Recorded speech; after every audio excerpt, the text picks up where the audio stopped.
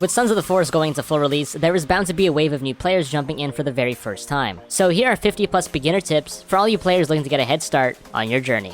Let's get into it. Tree chopping in Sons of the Forest is a gradual procedure, so you'll want to move your axe through or around the tree as you chop it down, or else you might find yourself making little to no progress.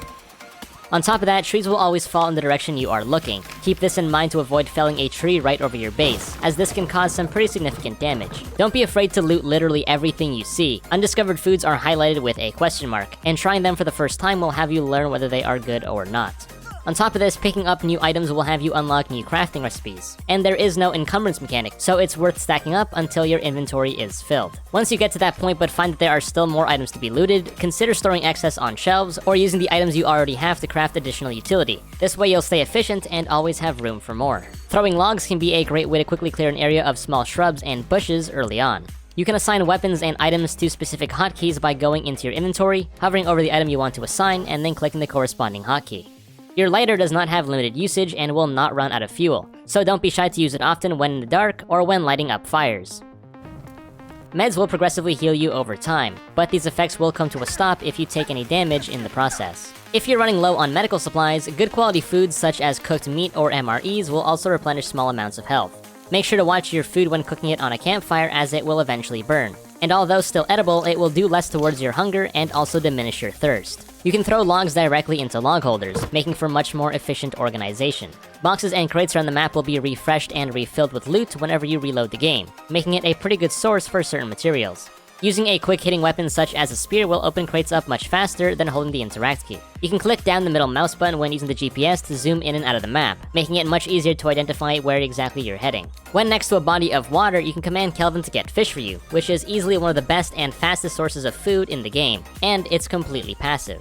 Food that is currently hanging on a drying rack will not spoil, making it an ideal place to store leftovers. If you're struggling to hit birds with traditional weapons when on the hunt for feathers, consider throwing logs in the air instead, as this will one-shot them. In tandem with this, hitting bigger birds such as seagulls on the beach once they're already dead will yield additional feathers.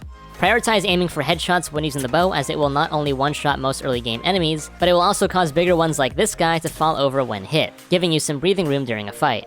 Laying down a tarp on the ground will give you the ability to place a stick or two underneath it, and act as the easiest form of shelter you can make to skip the night. This is perfect if you're not yet set on a permanent base location, or you're simply just exploring but still want to pass the night. It's also the best way to save your game on the go. When playing in single player, opening up your inventory will pause the game around you. However, health and stamina will continue to recover. This trick can be used as an ideal method to heal up while in combat. You can also use this time to equip any spare armor you may have, which could save your life if you're about to get hit.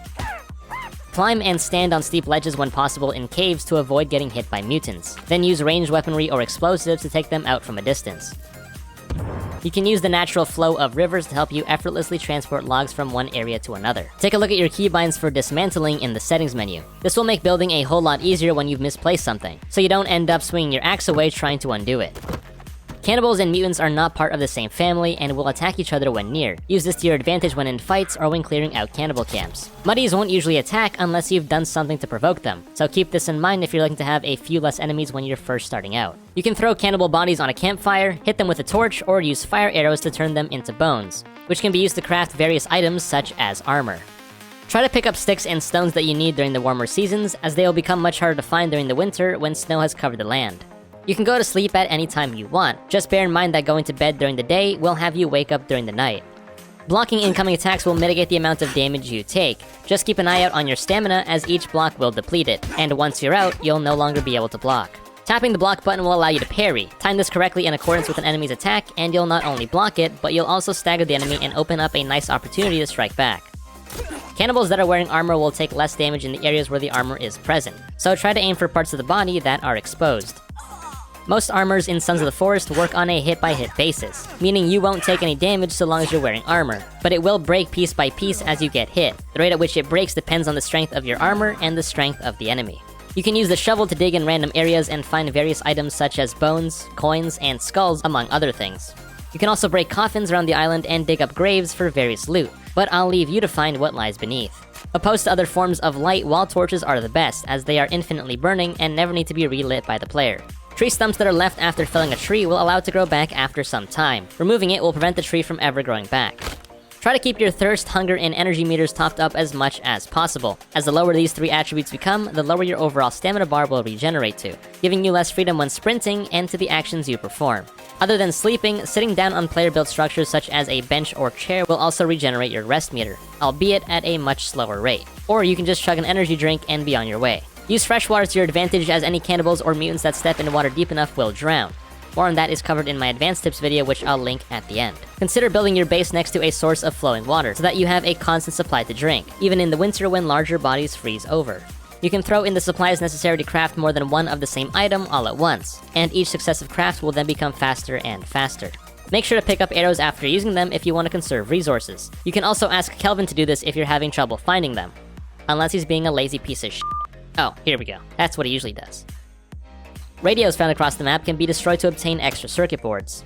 Kelvin can go down a virtually infinite amount of times without any consequence, and enemies will not attack him in this state. However, if you do manage to damage him while he's down, he will permanently die. In the case that this happens, you may want to consider reloading your game without saving to roll back your progress, if you still want him around. Reviving downed companions or other players in a multiplayer session is done relatively quickly, and you can also move while doing it, so even with a horde of enemies behind you, it can still be worth doing a drive-by revive. Kelvin can also be seen getting up by himself in some scenarios. A clothing item's comfort level will determine the effective rest you get when sleeping, with higher comfort outfits providing more rest when you sleep. You can carry a torch around with you in the winter, which will provide you with some warmth on the go. When in combat, remember that you can sprint when moving backwards, which is really useful when avoiding incoming attacks or for kiting enemies when using a ranged weapon. And lastly, tip number 53 is play how you want to play. Sons of the Forest does have a core story to follow, but at no point in time does the game force you to progress. So build, explore, and discover things all at your own pace to get the best experience. If you enjoyed the video, drop a like and consider subscribing. Leave a comment letting us know how you're liking Sons of the Forest in 1.0. And with that said, I'll catch you guys in the next one. Peace out.